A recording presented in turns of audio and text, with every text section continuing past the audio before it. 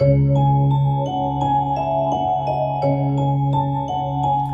Shawn, तुम burger लेकर सीधे घर चले जाना क्योंकि गाड़ी का टायर पंचर हो गया है। बुल्ली उसे बनवा रहा है, हमें आने में थोड़ी देर हो जाएगी। लेकिन बर्गर फ्रीज में मत रखना वरना सब ठंडे हो जाएंगे। तुम्हें अपना खाना हो तो खा लेना, मेरा और बुल्ली का छोड़ देना। शॉन बोला, हाँ ठीक है बुल्ली, मैं बर्गर लेकर घर जा रहा हूँ, लेकिन ज्यादा देर मत करना वरना एक भी बर्गर बचेगा नहीं। तुम्हें पता है ना कि शॉन कितना बड़ा चटोरा है। बर्गर मेरे सामने रहेंगे तो मैं अपने आप को ज्यादा देर तक रोक नहीं पाऊंगा, समझ गया ना तुम। गुल्ली शॉन से बात कर ही रहा था कि तभी बुल्ली आ गया और कहने लगा, चलो गुल्ली काम हो गया है। शॉन का फोन है क्या? गुल्ली बोला, हाँ बर्गर मिल गए हैं उसे, वो घर लेकर जा रहा है। बुल्ली ने कहा, गुल्ली तुम उससे कह दो स्कूटर चलाते हुए बात मत करो, एक्सीडेंट बहुत होते हैं इससे, और मौसम भी कुछ ठीक नहीं लग रहा है, जितने जल्दी हो सके घर चले जाओ। बुल्ली ने जो कुछ भी गुल्ली से कहा गुल्ली ने शॉन से बता दिया। लेकिन शॉन बोला, गुल्ली तुम डरो मत, मैं सालों से स्कूटर चला रहा हूँ, मुझे कुछ नहीं होगा। और तभी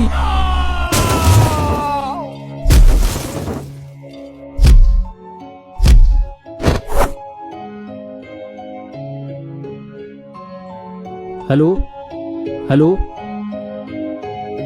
ये क्या हुआ? शॉन का फोन अचानक से स्विच ऑफ हो गया, बैटरी चली गई होगी उसकी। चलो गुल्ली, शॉन के आने से पहले हमें घर पहुंचना होगा वरना हमारे बर्गर खतरे में पड़ जाएंगे। और फिर गुल्ली और बुल्ली दोनों अपनी गाड़ी की तरफ जाने लगे। गुल्ली बोला, मुझे लगता है बुल्ली कहीं शॉन ने अपना फोन तो नहीं गिरा दिया। बुल्ली ने कहा, हाँ हो सकता है गुल्ली, गाड़ी चलाते हुए बात करोगे तो ये तो होगा ही, मैंने मना तो किया था उससे। और इस तरह बातें करते हुए गुल्ली बुल्ली अपनी जीप लेकर वहाँ से चले गए। और इधर घंटों तक शॉन वहीं बेहोश पड़ा रहा और रात हो गई।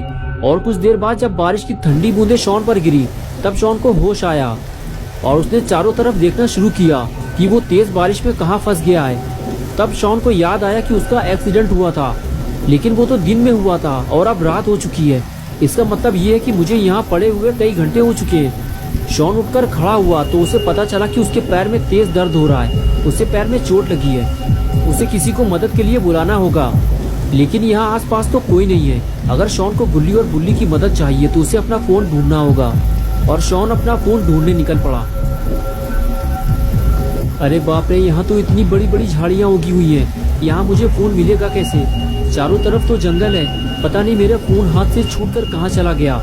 काश मैंने गुल्ली की बात मान ली होती तो ऐसा नहीं होता। लगता है आज की रात मुझे इस जंगल में गुजारनी होगी, वो भी अकेले।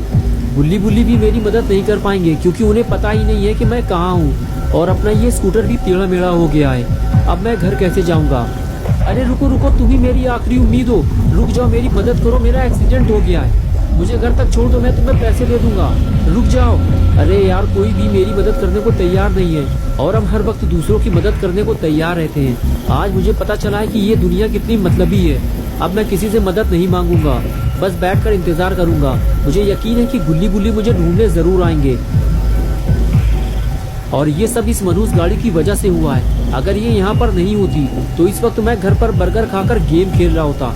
लेकिन अब कर भी क्या सकते हैं, जो होना था वो तो अब हो चुका और अब मैं और ज्यादा देर तक खड़ा नहीं रह सकता। मैं तो ऐसे डर रहा हूँ जैसे मेरे आसपास कोई डरावनी चीज मौजूद हो। अरे ये क्या है? ये तो किसी इंसान का सड़ा हुआ हाथ है, कोई गाड़ी के नीचे दबकर मर चुका है। ये जगह कुछ ठीक नहीं लग रही, मुझे यहाँ से निकल लेना चाहिए। लगता है यहाँ पर इससे पहले भी भयानक एक्सीडेंट हो चुके हैं। अच्छा हुआ मेरी जान बच गई। अब मैं गाड़ी चलाते हुए कभी फोन पर बात नहीं करूंगा। लेकिन अब बारिश की वजह से मुझे ठंड लगने लगी है और अब मैं और नहीं चल सकता। मेरा दर्द भी बढ़ता जा रहा है, मुझे आराम की जरूरत है। लेकिन इस बारिश की वजह से मैं कहीं सुकून से बैठ भी नहीं सकता। मुझे सर छुपाने के लिए कोई जगह चाहिए, वो भी जल्दी, वरना पता नहीं मेरे साथ क्या होगा। वो सामने क्या है?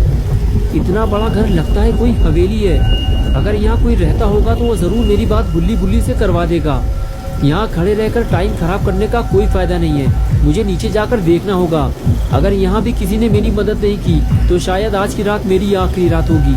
और जब गुल्ली बुल्ली मुझे ढूंढते हुए यहाँ तक आएंगे तो उन्हें सिर्फ मेरी लाश मिलेगी और कुछ नहीं।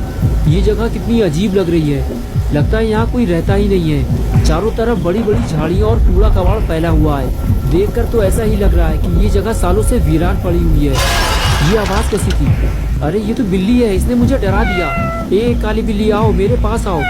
तुम्हें पता है ना कि शॉन जानवरों से कितना प्यार करता है। अरे तुम तो डर कर भाग गई। मैं तुम्हें कोई नुकसान नहीं पहुंचाऊंगा।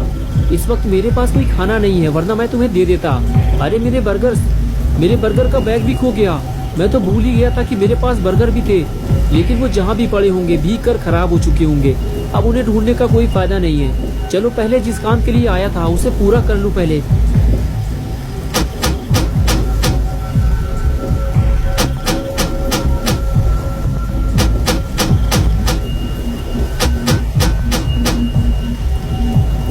लगता है मैं गलत जगह आ गया हूँ। आज मुझे पता चला है कि छोटी सी लापरवाही से कितना बड़ा नुकसान हो सकता है। अब मैं रोने के अलावा कर भी क्या सकता हूँ।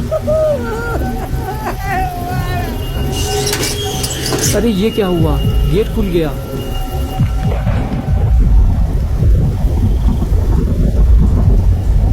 क्या मैं अंदर आ सकता हूँ? क्या मैं अंदर आ सकता हूँ? कोई बोल क्यों नहीं रहा है? मैं अंदर आ रहा हूँ। ये क्या है? ये तो कोई वीरान पुरानी हवेली लग रही है। इसे देखकर तो लगता ही नहीं है कि यहाँ सालों से कोई रहता भी होगा।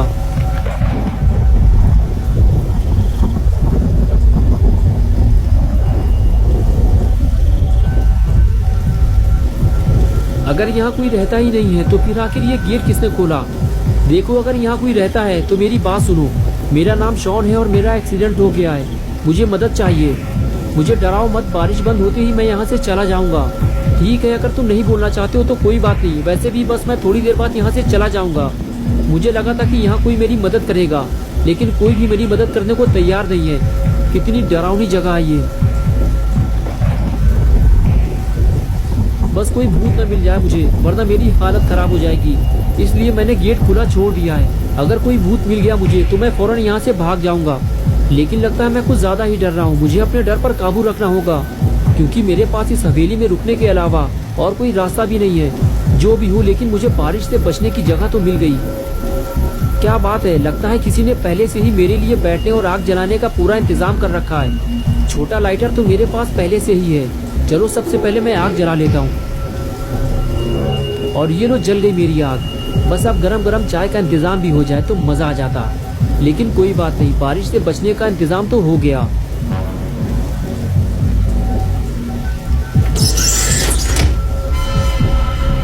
ये कैसी आवाज है? कौन है वहां पे?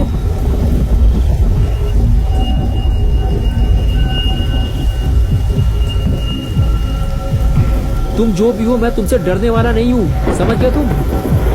शॉन ऊपर से दिखाना नहीं चाहता, लेकिन अंदर से वो बेहद डरा हुआ है। दोस्तों, क्या होगा अब शॉन का? इस हवेली में आने की शॉन क्या कीमत चुकाएगा? बुल्ली बुल्ली शॉन को यहाँ से ले जाएंगे या फिर शॉन यहीं मर जाएगा?